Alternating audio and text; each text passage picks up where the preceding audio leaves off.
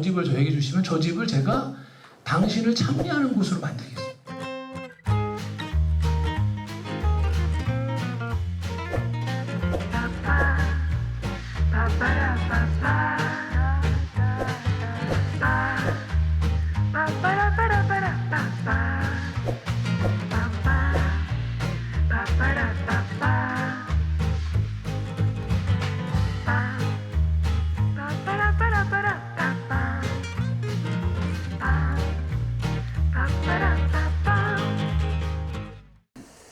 자, 우리 말씀이신 그리스도님 시작 기도로 함께하고 오늘 강의 시작하도록 하겠습니다. 성부와 성자와 성령의 이름으로 아멘. 말씀이신 그리스도님, 주님께서는 선하시고도 위대하시나이다. 누가 주님을 속속들이 알고 깨달을 수 있으리까? 그리스도님, 주님을 알고 사랑하게 하여 주소서. 주님께서는 빛이시니 이 가난한 영혼에 한 가닥 빛살을 보내주시어 주님을 뵙고 주님의 마음을 깨닫게 하여 주소서. 무한히 선하신 주님, 단 한 번이라도 주님을 우러러 뵙게 하소서. 주님의 그 찬란한 광의를 조금 낮추시어 저의 눈이 주님을 우러러 뵙고 주님의 완전하심을 바라보게 하소서. 저의 귀를 열어주시어 주님의 거룩한 말씀을 듣게 하소서. 주님의 음성에 귀를 기울이고 주님의 가르치심을 묵상하게 하소서. 저의 정신과 지력을 열어주시어 저의 마음에 들어오시는 주님의 말씀을 맛들이고 올바로 알아듣게 하소서. 주님께 크나큰 믿음을 갖게 하소서.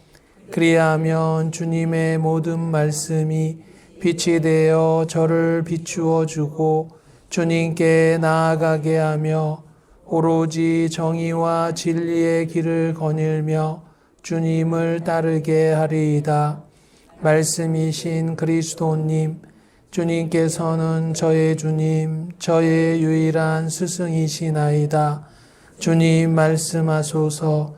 말씀께서 하늘로부터 내리심을 아오니 주님의 말씀을 듣고 실행하리이다. 주님의 말씀에 귀를 기울이고 묵상하고 실행하리니 주님의 말씀에 생명과 기쁨, 평화와 행복이 있기 때문이나이다. 말씀하소서. 저의 주님, 저의 스승이시여 오로지 주님의 말씀 듣기가 소원이나이다. 아멘. 성부와 성자와 성령의 이름으로 아멘. 네, 반갑습니다. 네, 우리 새해 복들 많이 받으시기를 바라겠습니다. 그래서 새해가 되면, 그죠? 새해가 되면 많은 분들이 이제 결심을 하죠. 올 한 해는 이런 마음가짐으로 좀 보냈으면 좋겠다. 저도 새해가 되면서 나는 올 한 해를 어떻게 보낼까라고 이제 하면서 저는 한 가지 아주 저한테도 있어서도 굉장히 중요한 약속을 하나 했습니다. 어떤 약속을 했냐? 저는 이제 아까 말씀드렸던 것처럼 올해 이제 안식년을 받았습니다. 안식년 하면은 이제 놀고 먹는 게 일인데 그렇게 놀고 먹을 수는 없지 않을까. 그래서 제가 새해 목표로 잡은 건 이제 우리 슈브리에 신부님의 편지글이 아직 번역이 안 됐어요. 편지글이 불어로는 나와 있는데 그게 이제 번역이 한글로 아직 번역이 안 돼 있어서 저는 1년 동안 제가 안식년을 하면서 슈브리에 신부님의 편지글을 좀 번역을 해야겠다라고 해서 제 목표는 올해 제 목표는 1년 동안 슈브리에 신부님의 편지글을 번역하는 게 제 목표입니다. 기특하지 않습니까? 이런 신부가 세상에 어디 있을까요? 머리 한번 쓰다듬어 주고, 네. 근데 이게 뭐, 목표를 제가 기특해서 잡은 건 아니고요. 제가 해야 되는 건데 어떻게 못하고 있어가지고. 아무튼, 네. 그렇듯이 아마 여러분들도 새해에 들어서면서 그래도 올 한 해를 좀 어떻게 보낼까 고민들을 좀 하시면서 제가 지난번에 좋은, 그죠? 새해를 잘 보낼 수 있는 좋은 거 하나 알려드렸죠? 표정들이 왜 이래? 생전 처음 듣는다는 표정으로 나를 바라보면 어떻게 해요? 제가 말씀드렸잖아. 올 한 해를 잘 보낼 수 있는 방법을 제가 알려드렸잖아. 뭐였어요? 복음 연구. 그죠? 복음 연구 한번 해보자. 1년 동안. 좋잖아요. 그죠? 1년 동안. 얼마나 기간도 길어. 1년 딱 잡고. 그래서 제가 뭐 말씀드렸어. 그죠? 일단 복음을 하나 정하고. 그죠? 복음을 하나 정하고 복음에 맞는 주제를 하나 정하자. 어떤 주제든 좋다. 그래서 그 주제에 맞게 한번 1년 동안 1장 1절에서부터 마지막 절까지 이렇게 읽어 나가면서 하면 그죠? 아주 1년을 잘 보낼 수 있는 좋은 길이 되는 거죠. 그죠? 그래서 그건 조금 이따 제가 다시 한번 설명드려서 아직 이제 1월이니까 그리고 그죠? 아직 2월 달에 설도 안 왔잖아. 그지? 어떻게 보면 음력으로는 아직 우린 12월에 살고 있는 거니까 지금도 늦지 않았어요. 그죠? 늦지 않았어. 네, 우리 12월 가고 1월 오는 설 전까지만 결심하시면 돼요. 문제는 뭐예요? 결심은 하는데 오래 안 가는 게 문제죠. 그죠? 근데 생각해보면 그래요. 결심을 했는데 3일밖에 안 간다. 뭐 작심 3일이라 그러죠. 근데 이걸 또 다르게 생각해보면 뭐야? 3일째 되는 날 또 결심하면 돼. 맞잖아요. 그죠? 3일째 되면 또 열심해요. 또 3일 가면 또 열심해. 그러면 끝까지 갈 수 있어요. 표정들이 저 무슨 개소리인가 하는 표정으로 맞잖아요. 그러면 3일째 되면 또 결심하세요. 그 다음에 일주일 됐는데 또 안 되면 또 결심하면 되지. 그러면은 끝까지 갈 수 있어요. 그러니까 너무 제가 지난번에 말씀드린 것처럼 너무 거창하게 잡지 말고 거창하게. 나는 4개 복음서를 다 갖고 가겠다. 이런 정말 말도 안 되는 결심하지 마시고. 제가 제일 짧은 복음 알려드렸죠? 마르코 복음. 제일 짧은 거. 제가 제일 짧은 거 가지고 한번 해보겠다. 그렇게 한번 결심해 보면서 여러분들 올 1년을 한번 이렇게. 그 다음에 또 어떤 결심? 이런 거 좋잖아. 프라하도 영성 배움토를 난 한 번도 안 빠지겠다. 얼마나 좋아요, 이런 결심. 이런 결심도 꼭 넣으셔. 한 2번째 자리에. 올 1년 동안 나는 배움터를 한 번도 안 빠지겠다. 좋잖아. 얼마나 좋아, 그죠? 네. 그런 결심들을 한번 해보시면서, 물론 안 되겠죠. 안 될 수도 있어요. 근데 제가 말씀드린 것처럼 작심 3일이어도 3일째 되는 날 또 결심하면 되니까요. 걱정하지 마시고 한번 여러분들 예수 그리스도를 아는 것, 그것이 전부다라고 말씀하신 우리 슈브레심의 말씀에 올 한 해 한번 그 말씀을 실천해 보시는 그런 시간 좀 되셨으면 좋겠다라는 생각합니다. 자, 그럼 오늘 2번째 시간, 십자가 단계 2번째 시간에 지난달 거를 잠깐만 우리가 리마인드 해본다면 슈브레 시모님의 영성에 있어서 가장 첫 번째 자리에 차지하는 것, 그러니까 슈브레 시모님 영성의 시작점, 그것은 뭐라 그랬어요? 1856년에 회심이다. 그러니까 슈브레 시모님 영성의 출발점은 회심으로 봐야 됩니다. 회심에서 슈브레 시모님이 당신의 영성을 이제 어떻게 살겠다라고 하는 결심을 하신 거죠. 그리고 그 이후에 이제 당신의 그 영성을 펼쳐 나가시는 것이 이제 그 이후의 영성인데, 슈브레 시모님이 회심을 하시고 난 다음에 2가지 확신을 이제 우리한테 얘기해 주십니다. 그걸 슈브레 시모님의 확신이라는 표현을 쓰기도 하고요. 또는 영성적 직관이라고 하는 표현을 쓰는데, 그 이 2가지 영성적 직관이 이제 슈브레 시모님 영성의 큰 어떤 맥을 이루고 있는 거죠. 그것이 뭐냐? 첫 번째가 예수 그리스도를 아는 것, 이것이 전부다라고 하는 직관 또는 확신이고요. 오늘 이제 여러분과 제가 함께 배울 하느님의 영 또는 성령, 하느님의 영이라고 표현을 쓰기도 하고 성령이라는 표현을 쓰기도 하는데, 하느님의 영을 가지는 것, 이것이 전부다. 이런 2가지 직관을 이야기하셨습니다. 그래서 지난번에 첫 번째 직관, 예수 그리스도를 아는 것, 이것이 전부다라고 하는 것에서 우리가 이제 잘 봤던 것처럼 예수 그리스도를 아는 방법으로 슈브레 시모님이 제시해 주신 게 이제 뭐다?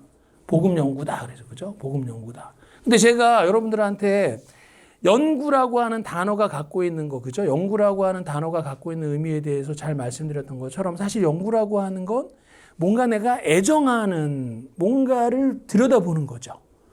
그러니까 이 영구라고 하는 것에는 애정한다라고 하는 것이 들어가는 거예요.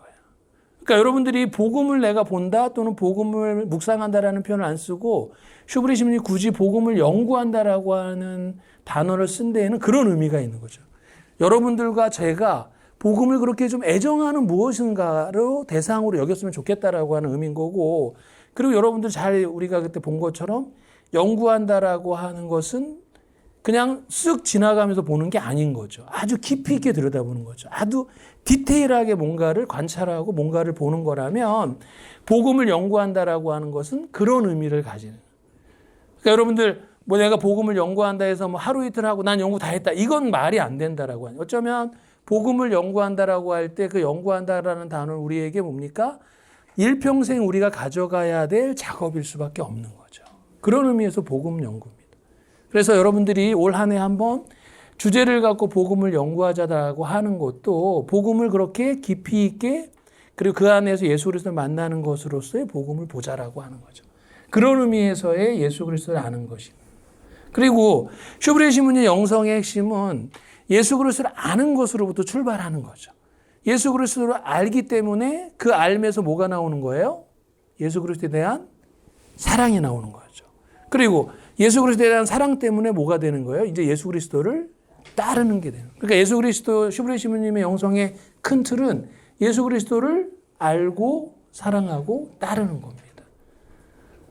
그런데 그렇게 보면 영성이 뭐 특별한 영성이 없는 거죠. 그죠? 왜? 그리스도교 신자는 다 예수 그리스도 알고 사랑하고 따라야 되는 건데 그게 뭐 무슨 영성이냐 하는데 슈브리 시몬님은 이 예수 그리스도를 알고 사랑하고 따르는 방법으로 이제 우리에게 또 생풍의 도표를 보여주시는 거죠. 그래서 그런 어떤 영성을 살아갈 수 있는 방법론으로 우리 제시하기 때문에 그 영성이 단순한 영성은 결코 아닐 수밖에 없다라고 하는. 자, 지난번에 배웠던 것이 이것이었죠. 그럼 오늘 우리가 배우는 것은 두 번째로 성령을 가지는 것입니다. 성령을 가지는 것은 첫 번째 성령을 청하는 것으로부터 시작돼야 되고요. 그 다음에 두 번째로 이제 성령을 가지는 것이 이것이 전부다라고 하는 슈브리 시몬 말씀을 중심으로 한번 오늘 보도록 하겠습니다. 자, 여러분들 강의로 한번 보도록 하겠습니다. 먼저 성령을 가지는 것. 첫 번째 성령을 청하는 겁니다. 슈브리 시몬님은 성령의 역할에 대해서 다음과 같이 설명했습니다. 성령의 역할은 첫 번째로 이 땅에 예수 그리스도를 있게 하는 것이었다. 그의 몸을 만들고 그의 오심을 준비시키는 것, 곧 하느님의 말씀을 받아들일 수 있게 하기 위해 세상을, 백성들을, 사람들을, 창조물들을 준비시키는 것이었다. 성령이 이 커다란 사건을 준비하기 위해 어떻게 일했는지 살펴봅시다. 또 어떻게 성령께서 예수 그리스도를 태어나게 하시고 세상에 예수 그리스도를 알게 하시고 사랑하게 하시고 원하게 하셨는지를 살펴보자. 예수 그리스도를 어느 곳에나 있게 하시고 알게 하시고 예수 그리스도를 보여주시고 사람들에게 그분에 대하여 말씀하시고 그를 사랑하게 하시고 세상 사람들의 영혼 안에 그분이 태어나게 하시는 것. 이것이 세상에서 성령께서 하시는 일이다. 그래서 성령을 가지기 위하여 먼저 우리는 그 성령을 청해야 한다. 여러분들 성령에 대해서 우리가 설명할 때 많은 분들이 성령에 대해서 두 가지를 많이 생각하는데요. 첫 번째는 잘 모르겠다라고 하는. 그죠? 왜냐하면 성령 그러면 많은 분들이 조금 잘 다가오지 않는 것으로 많이 얘기하죠. 아마 여러분들도 그렇게 많이 느끼죠. 예수님 그러면 아주 예수님에 대해서 설명해 보세요 그러면 많은 분들이 충분히 얘기를 해요. 또 하느님에 대해서 성부 하느님에 대해서 한번 얘기해 볼까요? 그럼 또 많이 얘기하죠. 근데 성령에 대해서 그러면 반응이 두 가지. 한 가지는 잘 모르겠다라고 하는. 두 번째는 뭡니까? 너무 나가시는 분들이 있죠. 너무 나가시는 분들. 성령 그러면 마치 성령이 방언을 하게 하는 분 또는 나를 방방 뛰게 하시는 분으로 생각하는 이거는 성령에 대한 오해입니다. 두 가지 다 오해예요. 한 가지는 너무 모르겠다라고 하는 것도 오해고 한 가지는 너무 방방 뛰는 것도 오해입니다. 성령은 그런 분이 아니세요. 물론 성령이 우리에게 어떤 분에게는 아주 강렬한 방법으로 당신을 보여주시기도 하시지만 성령은 사실 그런 모습만 있는 분은 아니죠. 예수님의 말씀이 하면 어디서 와서 어디로 가는지 모른다라고 할 정도로 그죠? 그리고 성령은 바람처럼 오시기도 하시고 그죠? 빗살처럼 오시기도 하시고 비둘기 모양으로 오시기도 하신다고 하죠. 그러니까 사실 성령에 대해서는 우리가 많이 오해하는 경우가 두 가지인데 이것을 좀 우리는 좀 뛰어넘을 필요가 있다라고. 그러니까 성령은 성부와 성자와 성령의 이름으로 아멘할 때 그 성령은 반드시 성부의 하나님과 성자의 하나님과 함께 가시는 분. 따로 계시는 분은 절대 아니신 거예요. 그래서 성령의 역할에서 우리가 가장 먼저 바라봐야 될 건 성령은 예수 그리스도를 향하게 하시는 분이다라고. 예수 그리스도를 우리로 하여금 예수 그리스도를 향하게 하는 분이다. 그래서 저는 여러분들이 성령을 느끼기 위해서 가장 좋은 방법 제가 하나 알려드릴게요. 예수님을 부를 때 성령을 같이 부르시면 됩니다. 성령의 하느님, 예수 그리스도의 하느님, 저를 도와주십시오. 아니면 저를 청합니다. 그러니까 청하라라고 하는 게 그런 의미인 거죠. 여러분들은 혹시 기억하실지 모르겠지만 복음 연구에 대한 예수 그리스도를 아는 것 이것이 전부다라고 하는 것의 맨 마지막 구절은 뭡니까? 복음을 연구하기 전에 성령을 청해라라고 하는 슈브레시의 말씀이 있죠. 그래서 제가 여러분한테 오늘 이 강의를 끝내면서 드리고 싶은 이야기는 여러분들 기도하실 때 혹은 복음을 연구하실 때 끝자리에 맨 마지막에 예수 그리스도와 함께 성령의 이름을 부르시고 끝내라. 그러면 성령이 여러분과 함께 하시는 걸 느끼실 수 있어요. 오해의 소지가 많은 게 사실은 성령이죠. 오해의 소지가 많은. 여러분들 아마 본당에서 활동하시는 본당마다 성령 기도회라고 하는 단체가 있는데 많은 분들이 성령 기도회를 좀 이상하게 보죠. 아니면 좋아하시는 분들은 너무 좋아하고. 그건 신부님들도 마찬가지예요. 신부님들도 성령에 대해서 이야기하는 신부님은 딱 두 부류입니다. 한 부류는 성령에 대해서 아예 얘기를 안 하거나 한 부류는 성령에 대해서 너무 얘기하거나. 그러니까 중간이 없어요, 성령은. 근데 성령은 그런 분이 아니시거든요. 그러니까 성령에 대해서 여러분들이 좀 자신 없다 할지라도 방금 제가 말씀드린 것처럼 뭔가를 시작하실 때 성령을 청하시고 예수님을 청할 때 성령으로 맞춰라라고 하는 거.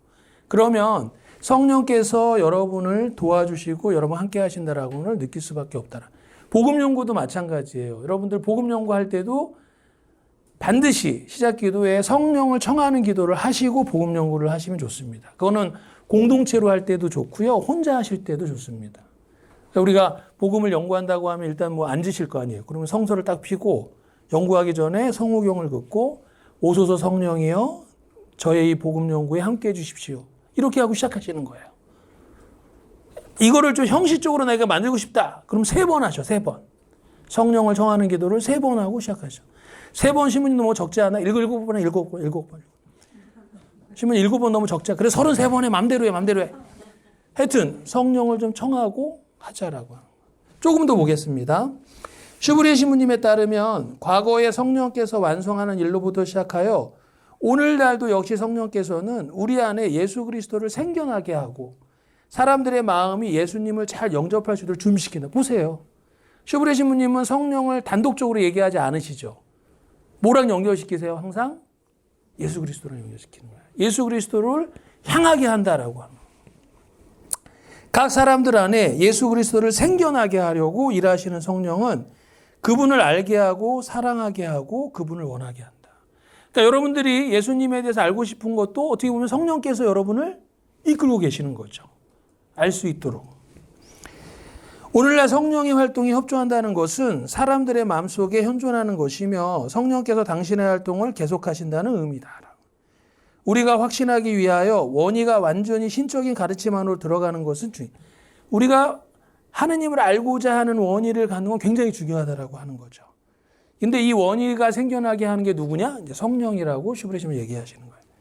성령은 예수 그리스도를 원하게 하고 그분이 바랐던 대로 바라는 분이시다. 성령은 예수 그리스도를 다른 사람에게는 예수 그리스도를 더 가까이 알게, 사랑하게, 따르게 하기 위해서 슈브레 신부님은 먼저 성령의 인도하시는 역할을 강조했다라고. 왜냐하면 사람들 안에서 예수 그리스도를 알게 하고 사랑하게 하고 원하게 만드시는 분은 바로 성령이시기 때문이다라고. 신약성서에서 보통 우리가 성령이라고 번역하는 히라버는 파라클레이토스라고 하는 단어입니다. 파라클레토스. 이 히라버를 이제 우리가 성령으로 표현을 하거든요. 근데 여러분들 옛날의 성경, 그러니까 2000년이 아니라 2000년도에 나왔던 성경하고 지금 성경 나오기 전에 나왔던 성경에는 성령이라는 표현을 잘 안 썼습니다. 요한복음에 보면 성령이라는 표현보다 협조자, 그죠? 이런 표현으로 번역했는데 지금은 다 성령으로 번역하는데 사실 그렇게 번역을 했거든요. 그랬던 이유가 뭐냐면 신약 성서에서 성령을 가리키는 단어가 파라클레이토스인데 이 단어를 명확하게 설명하는 우리말이 없는 거예요. 이걸 성령이라고 하기도 하지만 성령이라고 하면 원어에 조금 비슷하게 가지는 않는 느낌이 들고 협조자라고 하기에도 그래서 이 단어가 갖고 있는 원어의 가장 적당한 단어를 찾기가 쉽지 않았던 거죠. 그런데 이 원어의 뜻은 뭐냐? 파라라고 하는 단어는 옆을 말합니다. 옆을. 파라는 바로 옆을 말해요. 클레이토스는 사람을 뜻하는. 그러니까 성령은 그 원어에 치면 옆에 있는 사람인 거죠. 옆에 있는 사람. 옆에 있는 사람이에요. 성령은 옆에 있는 사람이에요. 그런데 이 옆에 있는 사람이 고대 언어에서 옆에 있는 사람이 누구냐? 법정에서 변호해야 되는 변호인이 누구 옆에 서는 거예요? 피의자 옆에 서는 거죠. 변호할 사람 옆에 서는 거죠. 그래서 이 파라클레이토스가 법정 용어로 가면 변호인이 되는 거예요. 옆에 있는 사람이니까. 옆에 있는 사람이니까. 그러니까 파라클레토스는 다시 생각해 보면 우리 신자들 옆에 있는 사람인 거죠. 아니면 내 옆에 있는 사람인 거예요. 그러니까 이 사람이 뭐 하는 사람이겠어요? 당연히 그러니까 나를 도와주는 사람이니까 조력자라고 할 수도 있고 나를 또 협력해 주는 사람이니까 협력자라고 할 수도 있고 이렇게 쓸 수 있는 거예요. 그러니까 성령은 제가 계속 얘기하지만 우리로 하여금 예수 그리스도에 가까이 다가가게 하는 사람. 우리가 예수 그리스도를 알도록 도와주는 사람. 그래서 예수 그리스도라고 하는 분하고 뗄래야 뗄 수 없는 관계를 갖고 있는 분이다라고 하는 걸 머릿속에 넣으시고 좀 가도록 하겠습니다. 그래서 이제 슈브레 신부님은 스스로 질문을 하는 거죠. 우리가 어떻게 성령을 가실 것인가? 그때 뭐라고 대답하냐? 하느님, 제게 당신의 성령을 주소서. 이것은 우리가 끊임없이 해야 하는 기도다. 성령님, 하느님, 제게 당신의 성령을 주소서. 하느님의 성령, 이것이면 그만이다. 우리가 이 성령으로 움직이면 우리는 모든 것을 가진 것이고 하늘과 땅의 모든 재물을 가진 것이 된다. 그러니까 하느님의 영, 성령을 가지면 모든 것을 가지게 된다라고 하는 거죠. 슈브레 신부님은 또 얘기하십니다. 우리가 하느님의 영을 가진다면 모든 것이 잘 될 것이다. 우리가 하느님의 영을 가질 때 우리에게 부족함은 없을 것이다. 그런데 만일 우리가 하느님의 영을 가지지 않는다면 그것이 우리에게 무슨 소용이 있습니까? 아무 소용도 없다. 그것들은 그저 우리를 부끄럽게 하고 우리를 단죄하는 데만 사용될 것이다. 그러므로 먼저 하느님의 영을 청하십시오. 청해야 돼요. 여러분들 성령을 청해야 돼요. 성령께서 우리에게 당신의 사랑, 겸손, 온유와 열정을 통교해 주실 것입니다. 그러면 모든 것이 잘 될 것입니다. 하지만 이 성령 없이는 우리는 아무것도 아닙니다. 하느님의 영, 이것을 항상 매일 모든 사람에게 청하도록 하십시오. 청하기를 멈추지 마십시오. 이것이 내가 여러분 모두에게 행하라고 하는 명령입니다. 하느님의 영을 얻기 위하여 일하십시오. 그러면 모든 것이 잘 될 것입니다. 우리가 하느님의 영을 가질 때 일치, 자비, 사랑, 열정과 자기 자신을 끊어버림이 있을 것입니다. 여러분 자신이 하느님의 영을 청하십시오. 모두를 위하여 여러분들은 성령을 청하고 매일 믿음과 겸손을 가지고 잘 희생하십시오. 그러면 마침내 하느님의 영이 우리에게 오실 것입니다. 그러므로 우리는 매일 하느님의 영을 청해야 합니다. 그래서 성령께서 우리를 인도하시고 우리를 겸손의 좋은 길로 걷게 하시고 우리를 성스럽게 하는 참에 가난과 자비의 길로 이끄시게 한다라고 하는 성령을 청하는 것이 첫 번째 조건입니다. 프랑스와 듀레, 그러니까 우리 슈브레 신부님 다음 책임자 신부님이셨죠. 프랑스의 듀레 신부에게 보낸 편지에서 슈브레 신부는 성령을 청하는 것의 중요성을 또 강조합니다. 나는 우리 주님께 당신이 우리 주님의 성령으로 가득하고 예수 그리스도에 대한 연구가 당신을 위해 당신의 마음속에 소중한 연구가 되고 당신의 모든 원의가 당신의 삶을 스승의 삶과 일치되게 하는 것임을 청했고 여전히 매일 청합니다. 성령께서 당신의 영혼을 빛, 기쁨과 희망으로 가득 채우기를, 그의 신적인 빛이 당신의 영구 안에서 당신을 비추기를, 그리하여 당신이 거기에서 사람들이 지상에서 하느님으로부터 받을 수 있는 가장 큰 선물인 진리를 발견하기를. 그래서 성령을 청하는 것이 얼마나 중요한지 또 책임자 역할을 하게 되는 우리 뒤레 신부님한테 그것의 중요성을 또 얘기하고 계시는 거죠. 자, 또 보겠습니다. 성령을 얻기 위하여 이 성령을 받겠다는 진정한 뜻, 그것을 받기 위해서는 무엇이든지 다하고 어떠한 희생도 감수하겠다는 의지를 가지고 그것을 청해야 한다. 그렇지 않으면 하느님의 이 성령을 받을 수 없을 것이고 하느님께서도 우리에게 주실 수 없을 것이다. 우리가 하느님의 성령을 따라 행동하고자 한다면 다른 사람들의 생각이나 습관, 행동 방식과 많이 싸워야 한다. 그러니까 다시 말하면 하느님의 영을 갖기 위해서는, 그죠? 우리가 하느님의 영을 갖기 위해서는 당연한 거죠. 첫 번째는 뭡니까? 우리의 영을 포기해야 되죠. 하느님의 영으로 내가 채우려면 나의 영을 포기해야 됩니다. 나의 영을 포기한다는 게 죽는다는 의미는 아니겠죠. 나를 죽인다라고, 내 자신을 끊어버려야 된다는. 여러분들 보세요. 성령으로 향한다라고 하는 거, 성령이 내 안에 가득 찬다라고 하는 건 무슨 의미일까? 그죠? 성령이 내 안에 가득 찬다라고 하는 거, 또는 예를 들면 성령이 우리 공동체에 가득 찼다. 이런 표현을 쓰죠. 쓰잖아요. 쓴다고 해. 몰라도 쓴다고 해. 뭘 가지고 그런 표현을 써요? 저 신부님은 성령으로 가득 찬 것 같아. 우리 공동체는 성령으로 가득 차 있는 공동체예요. 이런 말을 만약에 우리가 한다면 기준이 있을 거 아니에요. 그죠? 뭘 보고 그렇게 얘기할까? 왜 이러세요? 뻔하잖아. 성령으로 가득 찬 사람이 화내고 분노하고 이러진 않을 거 아니야. 그렇잖아요. 성령으로 가득 찼다라고 하는 공동체가 만나면 싸우고 만나면 막 그냥 불화가 있고 이런 건 아닐 거 아니에요. 우리 어렴풋이 느끼는 것처럼 성령으로 가득 찼다라고 느껴지는 건 뭐예요? 저 신부님을 만나면 나를 만난다고 생각하면,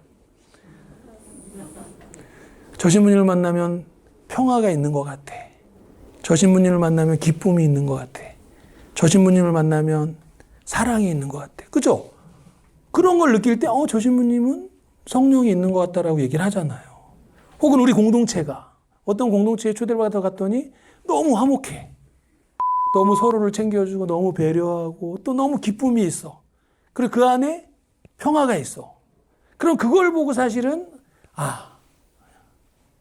물론 제가 아까 말씀드렸지만 성령께서는 어떤 사람에게는 어쩔 강렬한 방법으로 당신을 보여주시기도 하시죠.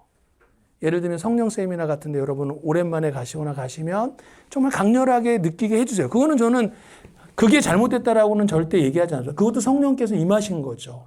우리 방언하시는 분들, 뜨겁게 기도하시는 분들, 그런 분들에게도 성령께서 임하신 겁니다. 왜냐하면 그런 분들한테는 그렇게 당신을 보여주시는 거죠.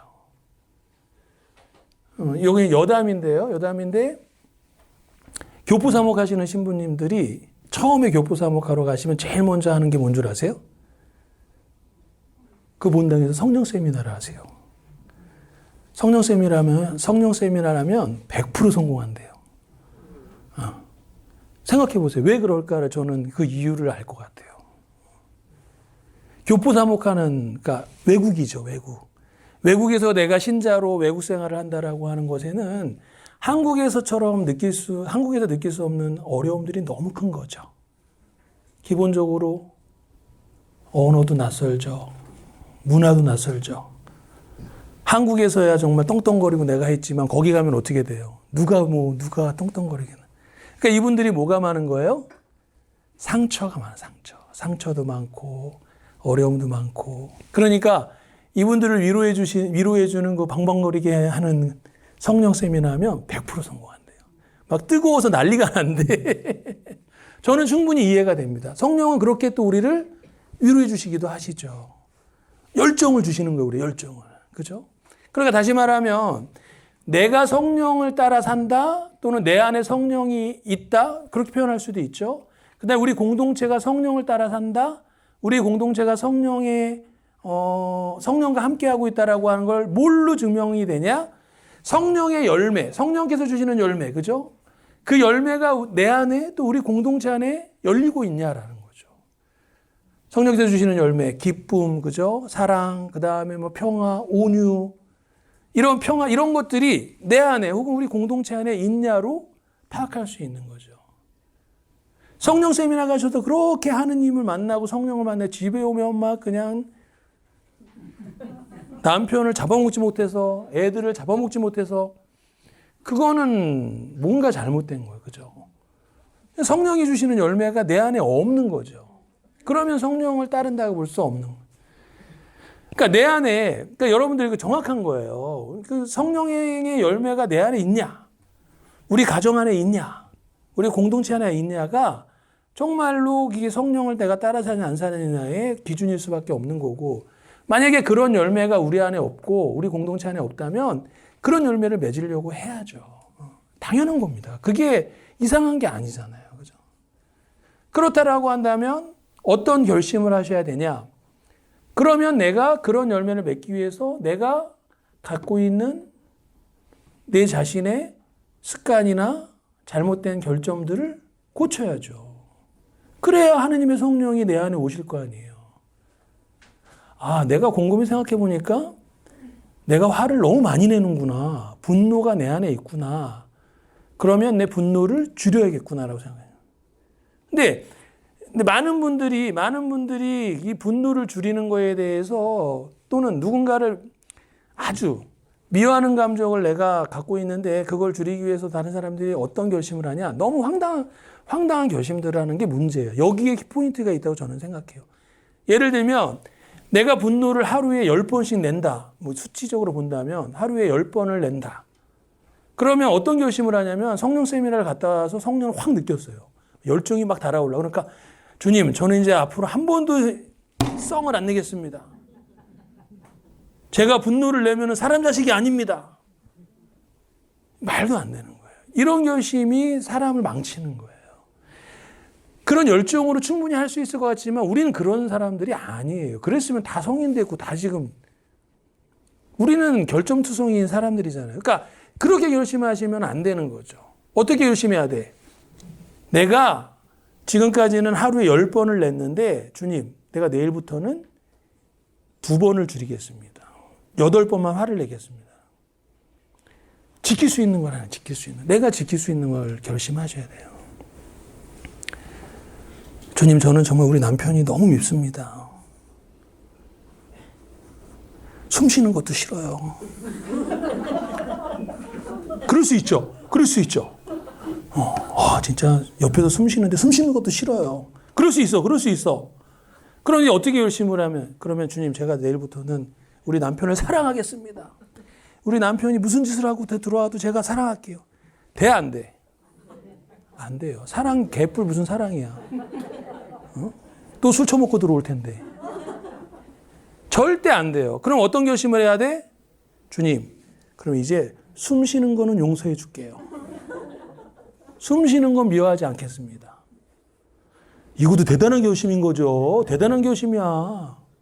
그런데 지킬 수 있어요. 왜? 그럼 숨 쉬지 마라? 죽으란 소리잖아. 어떻게 숨을 안 쉬어요, 사람이.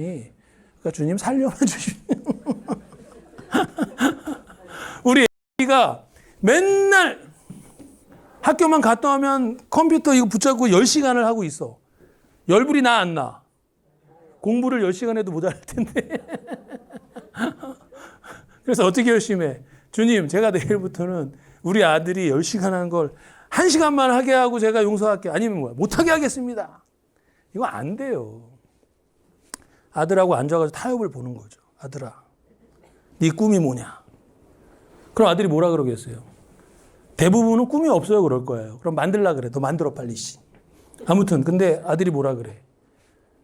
아빠, 제 꿈은 프로게이머가 되는 겁니다. 그러면 이제 뭐예요? 답은 명확해.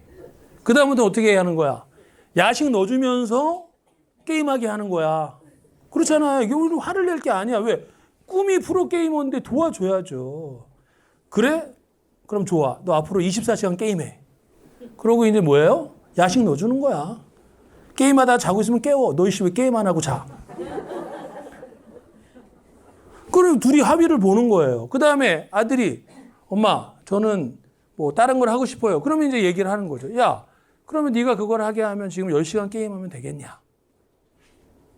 네가 프로게이머가 되려고 하는 것도 아닌데 우리 앞으로 줄여보자. 그러면 내일부터 9시간만 해라. 이런 식으로 타협을 해서 점점 줄여나가야 돼.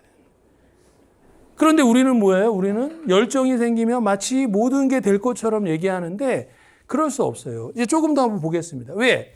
우리의 습관이나 우리의 생활 방식을 고치는 거는 굉장한 노력이 필요한 거예요. 자, 보겠습니다. 이러한 이유로 해서 하느님의 성령을 가졌던 성인들이 형제들에 의해서도 많은 순환을 겪어야 했던 것이다. 그러나 여기서 머물러서는 안 됩니다. 예수 그리스도와 그분의 말씀에 의지해야 합니다. 우리가 안심하고 앉을 수 있는 흔들리지 않고 튼튼한 기초가 있으니 그것은 곧 예수 그리스도와 교회다. 이 두 기초에 의지하고 있으면 방해와 싸움과 투쟁과 박해가 있어도 안전하게 걸어갈 수 있다. 그러니까 요거는 이제 조금 다른, 제가 방금 얘기한 좀 다른 얘기인데, 우리가 하느님의 영, 성령을 가지기 위해서는 우리 자신에 있는 어떤 악한 생각 또는 습관, 잘못된 것들과 끊임없이 싸워야 된다라고 하는 것은 하느님의 영을 가지기 위한 조건이기도 한 건데요. 그런데 성령을 가지는 것이 공동체 안에서는 혹시 다른 사람, 형제들에 의해서는 공동체 안에서 좀 잘못되게 보일 수도 있다라고 하는 거죠. 반대와 박해를 받을 수 있다라고 하는 거죠. 근데 그것에 있어서 우리가 끝까지 견지해야 될 것은 그런 상황에서도 교회와 그리스도에 의지해서 끝까지 성령을 가지는 삶을 밀어나가야 된다라고 하는 겁니다. 그게 이제 방금 제가 읽은 거고요. 어떻게 성령을 가질 것인가에 대한 부분은 뒷부분에도 조금 더 살펴보도록 하겠습니다.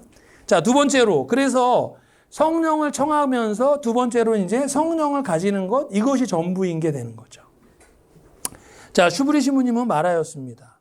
오 성령께 잘 기도합시다. 그것은 아주 필요한 일입니다.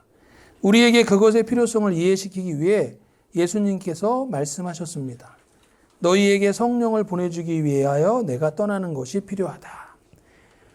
성령은 우리에게 사랑을 주고 주님을 사랑하게 합니다. 사랑하는 사람은 이해하고 사랑하는 사람은 느끼고 사랑하는 사람은 행동할 수 있습니다.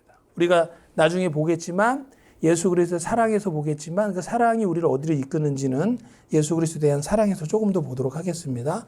아무튼 알게 되면 사랑하게 되고 사랑하게 되면 따르게 되는 거죠. 근데 요 알고 사랑하고 따르게 되는데 이 알게 하고 사랑하게 하고 따르게 되는 요 과정에서 성령께서 우리를 그렇게 이끄신다라고 하는 겁니다.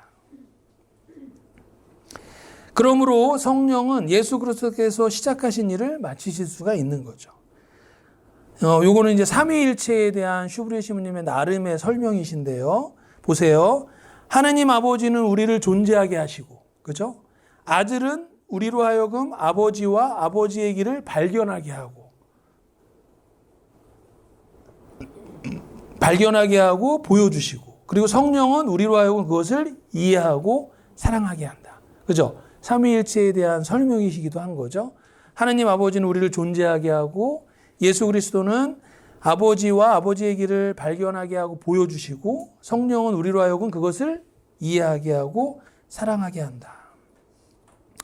슈브리 신부님은 첫 번째 확신으로 예수 그리스도를 아는 것 이것이 전부다라고 했고 또 성령을 가지는 것 이것이 전부다라고 두 번째 확신으로 얘기했죠. 더 상세하게 여러분 자신을 위해 그리고 공동체를 위해 전부다. 뭐가? 하느님의 영을 가지는 것이. 슈브리 신부님은 실질적으로 성령의 활동을 강조하면서 결코 예수 그리스도를 아는 것과 성령을 가지는 것 사이를 연결시키는 것이 부족하지 않았습니다. 성령은 예수 그리스도를 세상에 태어나게 하시고 그를 알게 하시고 사랑하게 하시고 따르게 하신다라고 얘기하시는 거죠. 영신적이고 신적인 것의 뜻을 우리에게 가르쳐 주시고 우리에게 예수 그리스도를 알려주시는 분은 성령이셔야 합니다. 우리에게 보기 위한 눈과 듣기 위한 귀, 특히 느끼기 위한 마음을 주셔서 우리를 그분께로 끌어당기시는 분도 성령이셔야 하는 거죠. 게다가 어떤 집안을 화합하게 하고 정신과 마음을 하나로 합쳐지게 하여 모든 이가 하나게 되게 하는 것도 바로 하느님의 정신입니다. 그래서 참된 일치는 하나의 같은 정신, 같은 생각, 같은 사랑으로 결합하는 데 있는데, 자 보세요. 예수 그리스도께서 성령을 통하여 그 결합의 중심점이 되시는 것이다. 그러니까 우리 공동체가 또는 우리가 하나의 정신, 하나의 같은 정신, 같은 생각, 같은 사랑으로 움직이기 위해서는 그 중심점에 누가 있어야 되냐? 예수 그리스도가 있어야 된다라고 하는 거죠. 그래서 예수 그리스도를 그 가운데 있게 하시는 분, 그분이 성령이시다라고 하는 거예요. 슈브레 신부님은 또 말씀하셨습니다. 하느님의 성령은 절대적인 규칙에도, 형식에도, 외모, 옷, 회칙에도 계시지 않는다. 우리가 성령을 받을 때 성령이 우리 안에 계신다. 그 소리는 들리지만 보세요. 어디에서 와서 어디로 가는지 알 수 없다. 그저 불고 싶은 곳으로 부는 것이다. 우리가 찾을 때에는 만나지 못하고 오히려 찾지 않을 때에 만나게 된다. 그러니까 성령께서는 우리가 원하지도 않는 방식으로 우리를 찾아오시기도 한다라는 거죠. 그것은 우리의 의지나 시기나 장소에 매여 있지 않고 오고 싶을 때 오신다. 올 때에 받는 것이 우리가 할 일이다. 그러니까 성령께서 오실 때 기꺼이 그분을 우리가 받아야 된다라고 하는 거죠.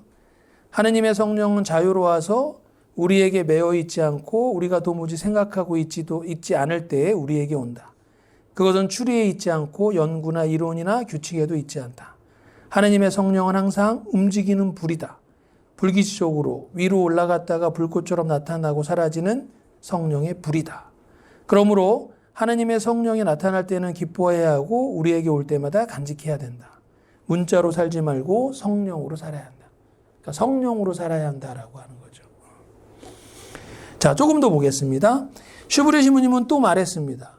하느님의 정신은 외치는 목소리와 소음과 격렬한 소리에 있지 않다. 소음은 지나가고 아무것도 남지 않는다. 하느님의 정신은 생각과 가르침과 덕행에 있다. 예수 그리스도의 생각들, 가르침과 덕행을 알기 위하여 우리는 복음을 연구해야 한다. 복음 연구를 통하여 우리는 성령을 가질 수 있다. 그러니까 복음을 연구를 하는 것이 바로 성령을 가질 수 있는 가장 좋은 방법이다라고 하는 거죠. 우리는 어떻게 해야 하는가? 아주 자주 얘기하시는 거죠. 우리는 어떻게 해야 하는가? 예수 그리스도를 연구하고 그분의 말씀을 듣고 그분의 행동을 조사하여 그분 하시는 대로 하고 우리 자신을 성령으로 가득 채워야 한다.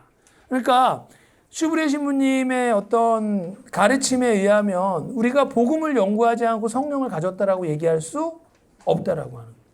그렇죠? 성령 세미나만 열심히 쫓아다닌다고 해서 성령을 가지는 게 아니라는 거예요. 그렇죠? 복음을 연구하고 복음 안에서 예수 그리스도를 만날 때 우리가 성령을 가질 수 있다라고 하는 거죠. 조금 더 보겠습니다. 예수 그리스도께서 말씀하시고 행하신 것 모두가 성령께서 행하시고 일러주신 것인 만큼 그분의 말씀과 행동을 연구하여 우리의 말과 행동을 그분이 하신 말씀과 행동에 일치시켜야 한다. 그러면 성령의 뜻대로 행동하고 말하게 될 것이다. 하느님의 정신을 가득히 갖고자 하는 사람은 보세요. 날마다 밑줄 짝짝 꺼 날마다 우리 주님을 연구해야 하며 그분의 말씀, 그분의 모범, 그분의 생애를 연구해야 한다. 이것이야말로 생명과 하느님의 정신을 얻어내는 셈이기 때문이다.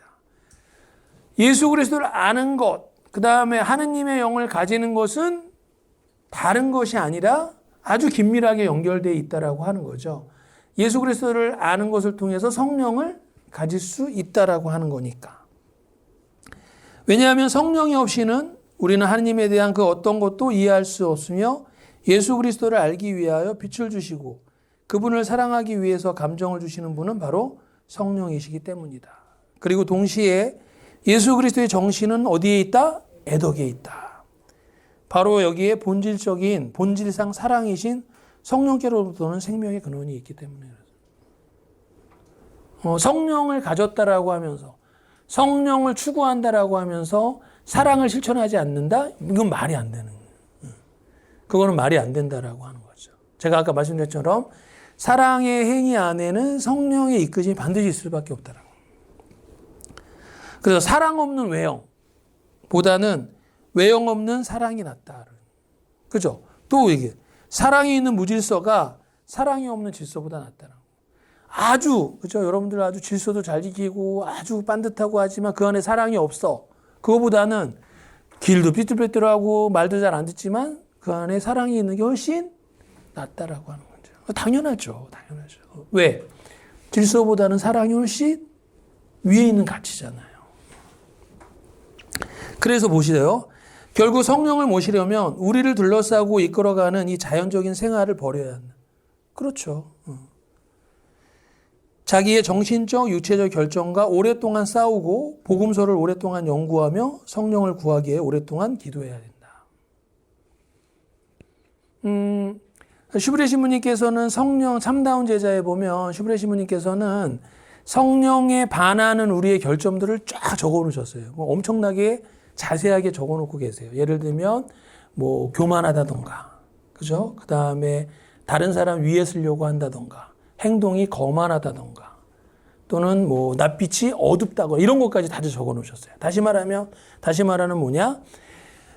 성령이 주시는 열매, 성령께서 주시는 열매에 반하는 나의 결점이나 습관을 반드시 적고 고치려고 해야 된다라고 하는.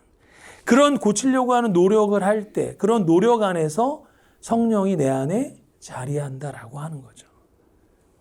계속 제가 말씀드리지만 성령 세미나 열심히 참석하시는 분들을 폄훼하는 건 절대 아닙니다. 그분들의 삶도 굉장히 의미가 있고 한데 제가 드리고 싶은 말은 너무 극단적으로 가지 마시라라고 해서 계속 예를 드는 거예요. 오해 좀 없으셨으면 우리 신부님은 성령 세미나를 싫어하시는 거야. 그렇지 않아요. 저도 성령 세미나 되게 좋아하고 하는데 그것이 전부다라고 생각하시는 분들이 있어요. 근데 그것을 저는 좀 경계하기 위해서 얘기하는 거고, 그 다음에 성령 세미나에서 방언하시고 하는 게 가짜냐? 절대 그렇지 않습니다. 그것도 성령께서 움직이시는 하나의 방법이죠. 근데 오해를 갖고 있는 것 중에 하나가 뭐예요? 거기 참석하는 사람들이 갖고 있는 오해 중에 하나는 마치 방언을 못하면 저 사람은 성령을 못 받았네라고 생각하는 게 잘못됐다는 거예요. 절대 그렇진 않습니다. 절대 그렇진 않아요. 방언을 한다라고 하는 것이 성령이 나한테 왔다라고 하는 증거가 될 수 있지만 그것만이 증거는 절대 아닙니다. 무슨 얘기인지 아시겠죠? 충분히 알아들으시죠? 그래서 성령 세미나 열심히 다니시는 건 저는 정말 좋다라고 생각을 합니다. 그런데 성령 세미나는 정말 열심히 다니시는데 그 외 것에 있어서 전혀 성령과 무관하게 사신다면 이거는 정말 성령을 모독하는 거라고 하는 거죠. 성령 세미나 너무 열심히 다니시는데 미사도 잘 참석 안 하시고 그다음에 어떤 일반적인 교리나 이런 거에 관심도 없으시고 이러면 안 되는 거죠. 그거는 뭐예요? 그거는 정말 위안을 얻기 위해 가시는 것밖에 안 돼요. 그냥 거기 가서 뭐예요? 우리 마치 한풀이 하듯이, 그죠? 한풀이 하듯이 막 쏟아내고 눈물 확 흘리고 그리고 끝이에요. 그 당시에는 정말 뜨겁게 성령이 느껴지죠. 왜? 아까도 말씀드린 성령은 그렇게도 오시니까. 뜨겁게 성령을 느끼지만 그 뜨거움이 어떻게 돼야 돼요? 일상의 삶 안에서도 나와야죠. 내가 아까 말한 것처럼 성령과 함께 사는 삶으로 드러나야죠. 그렇게 드러나려면 반드시 우리가 갖고 있는 결점과 싸워야 됩니다. 자연적인 결점과 싸워야 돼요. 본능과 싸우셔야 돼요. 여러분들 보세요. 슈브레 신부님이 복음 연구를 강조하는 이유, 그죠? 복음 연구를 강조하는 이유도 거기에 있는 거죠. 왜? 여러분이 결점을 고치기 위해서는 뭘 알아야 되는 거예요? 그죠? 예수 그리스도가 어떤 분인지 알아야지. 그래야 우리가 예수 그리스도가 갖고 있는 인성에 반하고 있는 것이 있는 거를 확인하고 바꿀 거 아니야. 그러니까 복음 연구를 하라고 하는 거예요. 그러니까 복음 연구를 통해서 우리의 인성적인 모델을 찾는 거죠. 예수님의 마음, 예수님이 사람들을 대하는 태도, 그런 것들을 찾고 그분의 말씀, 그분의 행적을 여기도 보면 말하지만 뭐입니까? 제 것으로 만든. 슈브레 신부님이 가장 많이 이야기하신 원고나 그 다음에 뭐 우리가 나중에 생풍의 도표에서도 보겠지만 가장 많이 얘기하시는 것 중에 하나가 뭐냐면 라틴어 성구인 사체로도스 알테 크리스투스라고 하는, 다시 말하면 사제는 제2의 그리스도라는 말씀이에요. 그거를 슈브레 신부님은 정말 엄청나게 강조하시고 엄청나게 얘기하시는데 그거는 뭐 사제라고 하는 단어만 바꾸면 되죠. 그리스도인은 제2의 그리스도다라고 하는. 그러니까 여러분이나 제가 세례를 통해서 그리스도의 부름을 받았다라고 하는 건 우리의 말과 행동을 통해서 우리가 누구를 보여줘야 되는 거예요? 그렇죠. 예수 그리스도를 보여줄 수 있어야 돼요. 그러려고 여러분들 신앙생활 하는 거잖아요. 우리가 신앙생활 한다는 것도 그런 거죠. 여러분이 믿고 따르고 있는 그분을 내가 본받으려고 하는 거잖아. 아까 본 것처럼 알고 사랑하고 따르려고 하는 거예요. 그러려면 내가 갖고 있는 약점이라든지 아니면 잘못된 거라든지와 끊임없이 싸울 수 있어야 돼요. 그래야 하느님의 영이 나한테 더 쉽게 더 자주 오실 수 있는 거죠. 하느님의 정신, 이것이야말로 하느님께서 이 세상에 주실 수 있는 가장 귀중한 보물이다. 하느님께서 어떤 사람들에게 당신의 정신을 주시어 다른 사람들이 그것을 보며 깊이 생각해보고 따르고 이용할 수 있게 하시는 것도 하느님께서 이 세상에 주시는 가장 커다란 보물인 것이다. 그러므로 참다운 제자는 예수 그리스도를 아는 사람이고 그를 사랑하는 사람이고 그리고 그분을 본받기 위해 모든 것을 하는 사람이다. 그죠? 아는 사람, 사랑하는 사람, 본받으려고 따르는 사람. 이 제자는 또한 더 이상 자기 자신의 정신에 따라 살지 않고 하느님의 정신에 따라 사는 사람이다. 요 하느님의 정신을 갖기 위해서 어떻게 해야 되냐라고 하는 건 우리가 예수 그리스도를 따른다라고 하는 그 슈브레 신부님의 영성, 예수 그리스도를 따르는 것이라는 것에 아주 잘 나와 있습니다. 그거는 그 시간에 가면 제가 조금 더 자세하게 설명을 드릴 거예요. 그래서 하느님의 참다운 제자가 되기 위한 조건 중에 자기 자신을 버려야 된다라고 하는 조건이 있거든요. 거기 가셔서 오늘 나온 이 이야기 마지막 부분은 조금 더 깊이 있게 제가 설명을 드릴 수 있도록 하겠습니다. 근데 한 가지는 우리가 오늘 여기서 한 가지는 명확하게 알고 가야 된다. 뭐냐? 하느님의 영을 가지기 위해서, 그죠? 하느님의 영을 가지기 위해서 또는 성령을 가지기 위해서 나 자신의 것, 나 자신이라고 하는 것을 버리고 하느님의 것으로 채워야 된다라고. 그죠? 그것이 하느님의 영을 가지는 거잖아요. 하느님의 영을 가지는 것과 나 자신의 영이 동시에 존재하는 것이 아니라 하느님의 영으로 내가 가득 차면 살수록 이제 나는 어떻게 되는 거예요? 나는 사라지고 그리스도가 내 안에 사시는 거죠. 그래서 우리 사도 바오로가 말씀하신 것처럼 이제는 내가 사는 것이 아니라 그리스도께서 내 안에서 사시는 것입니다라는 말씀을 할 수 있다라고 하는 거죠. 여러분과 제가 이제 계속 1년 반 가까이 슈브레 신부님 영성에 대해서 이렇게 쭉 이제 배우면서 여러분들이 굉장히 많이 생각해 보셔야 될 것 중에 하나는 슈브레 신부님이 갖고 있는 영성이 어쩌면 모를까 독창성 혹은 슈브레 신부님이 가지고 있는 영성의 어떤 특별함 그것이 있는데요. 그 중에 하나가 뭐냐? 성령에 대한 이야기도 굉장히 슈브레 신부님 영성에 있어서 굉장히 특징적인 부분입니다. 왜냐하면 교회 역사에서 신학의 역사에서 보면 성령론, 그러니까 성령에 대해서 이야기를 활발히 하고 성령에 대해서 얘기를 하기 시작한 때가 언제냐? 1965년, 63년에 끝나는 제2차 바티칸 공유회 이후예요.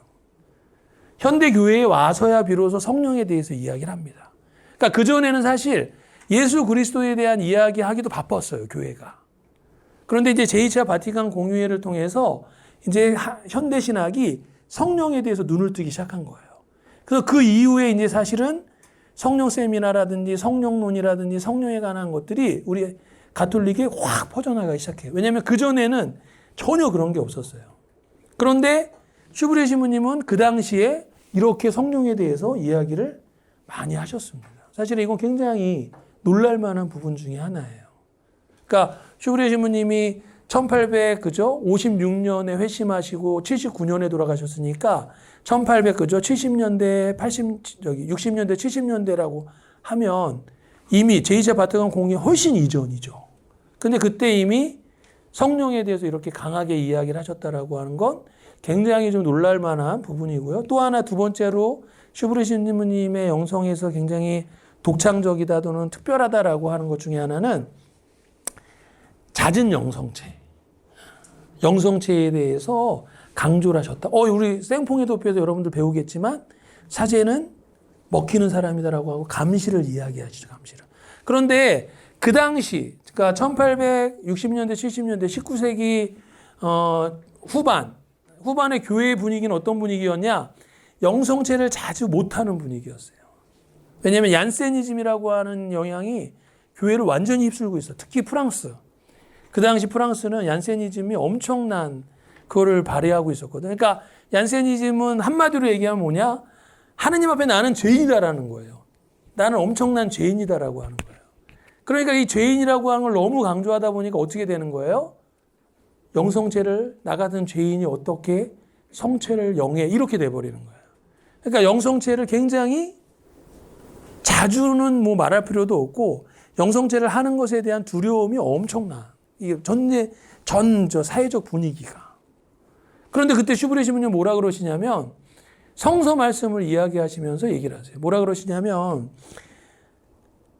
죄인에게 영성체가 필요한 거지 의인에게 영성체가 필요한 것이 아니다. 다시 말하면 의사는 병자한테 필요한 거지 건강한 사람한테 의사가 필요하지 않는 것처럼 여러분이 죄인이라고 느낀다면 그럴수록 더 영성체를 영해라 이렇게.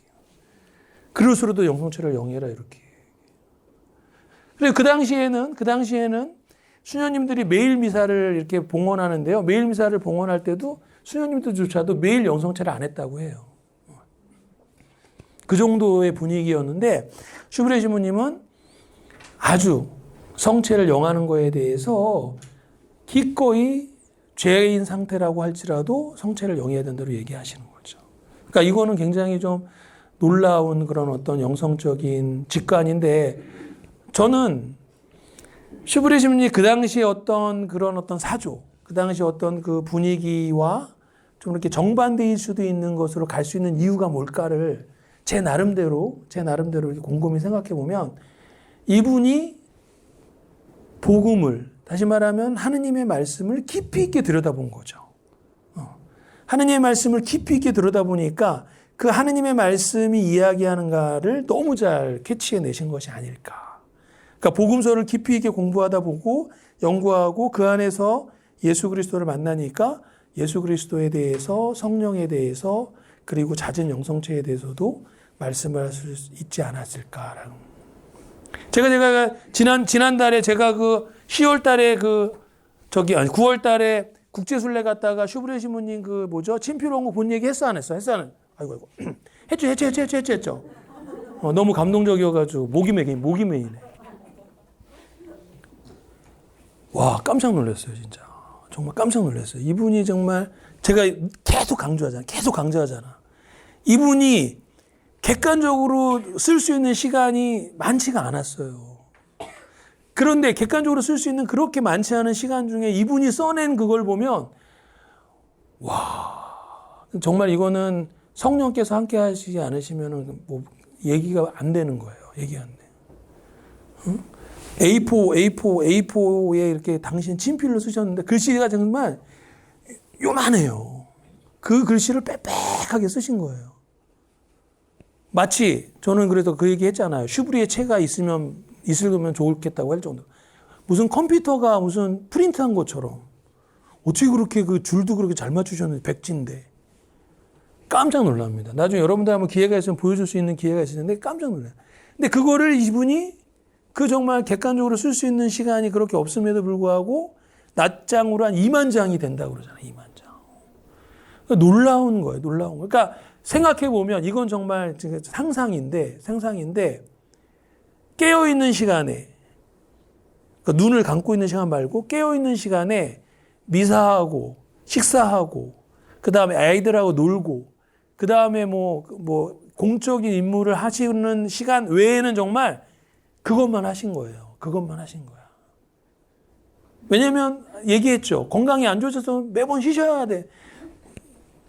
저처럼 건강하면 하루 24시간 공부할 텐데 그럴 수가 없는 거예요. 건강이 너무 안 좋으시니까 쉬셔야 돼. 그런 시간을 빼는데 그 정도 분량이 나온다?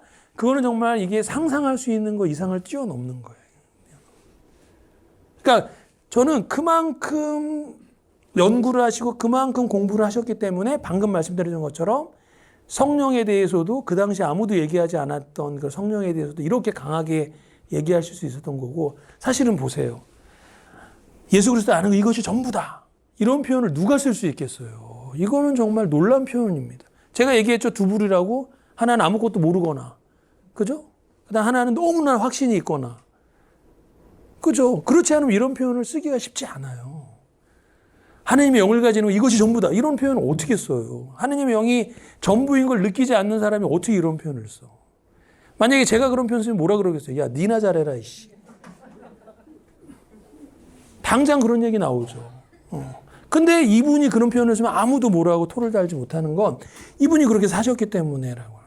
그래서 제가 마지막에 다 이야기를 해서 마지막에 결론적으로도 여러분한테 강조하겠지만 슈브레 신부님의 독창성이 두 가지 외에 또 여러 가지가 있겠지만 이거보다 독창적이 않은 게 훨씬 더 많습니다. 방금 본 것처럼 예수 그리스도를 알고 사랑하고 따르고 구유 십자가 감시는 누구나 다 이야기하는 거예요. 그게 무슨 특별한 영성이냐라고 얘기할 수 있어요.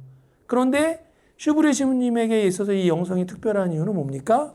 이분은 그렇게 사셨기 때문에 그런 거예요. 어떤 신학자보다도 어떤 영성가보다도 깊이 있게 그 삶을 살았기 때문에 우리가 이분의 영성이라고 얘기할 수 있는 거예요. 프란치스코의 성인, 그분의 영성의 가난이라고 하는 걸 우리 모든 교회 조직원들이 인정하는 이유는 그분이 그렇게 살았기 때문에. 그분이 그렇게 살지 않고 가난을 아무리 얘기해 보세요. 그거를 영성으로 누가 얘기해? 아무도 얘기 안 하는데 그것이 영성일 수 있는 그분이 그렇게 사신 거죠. 사체로서 날 때 크리스투스는 이미 있는 그 당시에 누구나 알고 있었던 격언이었어요. 그걸 누가 말한다고 해서 이상한 게 아니야. 그런데 그것이 슈브레 신부님에게 있어서 의미를 가지는 것은 그분이 그렇게 사신 거죠. 그래서 여러분과 저도 마찬가지인 거죠. 여러분과 저도 슈브레 신부님의 영성을 아는 것, 이것에만 그치서는 안 돼요. 우리도 조금 아는 만큼, 여러분이 오늘 배운 만큼, 또는 지금까지 배운 만큼, 여러분 안에서, 제가 뭐 많은 것을 바라지 않습니다. 여러분 안에서 할 수 있는 만큼 실천해내는 게 훨씬 중요하다라고 하는 거죠. 괜찮겠죠? 괜찮겠죠? 네, 우리가 이렇게 살아가면서 새로운 것을 안다라고 하는 건 그냥 지식적으로 뭔가를 알고 끝내는 것은 제가 볼 때는 50점밖에 안 돼요. 그건 우리는 50점을 넘어서야 되는 거죠. 새로운 한 해, 2024년, 복음 연구하는 해로 만듭시다. 그리고 아까 말씀드렸던 것처럼 복음 연구하시기 전에 성령을 청하시고, 성령님, 저에게 오소서, 3번 하실 분 3번, 7번 하실 분 7번, 33번 하실 분 33번, 108번 하실 분 108번, 마음대로 해. 의미를 두시고, 연구 딱 하시고. 시간은 여러분에 맞게. 어떤 분은 10분 하셔도 좋고요. 100분 하셔도 좋고요. 하여튼 맞게 날마다지만 날마다가 안 된다면 일주일에 한 번이라도, 일주일에 한 번이 안 된다면 2주에 한 번이라도 이렇게 복음을 연구하면서 그 안에서 여러분이 받은 것이 있다면 그것을 삶으로 실천해 보신다면, 그리고 그런 삶과 함께 복음 연구가 같이 갈 수 있도록 해야 된다라고 하는 거. 그럴 때 예수 그리스도 아는 거 이것이 전부다와 성령을 가지는 이것이 전부다라고 하는 그 말씀에 우리가 합치되는 삶을 살 수 있겠다라는 생각을 하게 됩니다. 그럴 수 있겠죠? 네, 좋습니다. 자, 오늘 여기까지 제 강의를 하고요. 마찬가지로 우리 오늘 강의 들으시면서 여러분들 나한테 좀 깊이 있게 와닿았던 거나 이런 거 있으면 우리